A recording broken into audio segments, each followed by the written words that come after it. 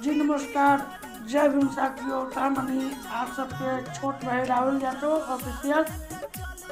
तो मैं एक वीडियो बनाया था, कोठी पर काम करने गया था तो दीवार काट रहे थे, तो बोला था एक वीडियो बनाने के लिए, तो भगा दिया था।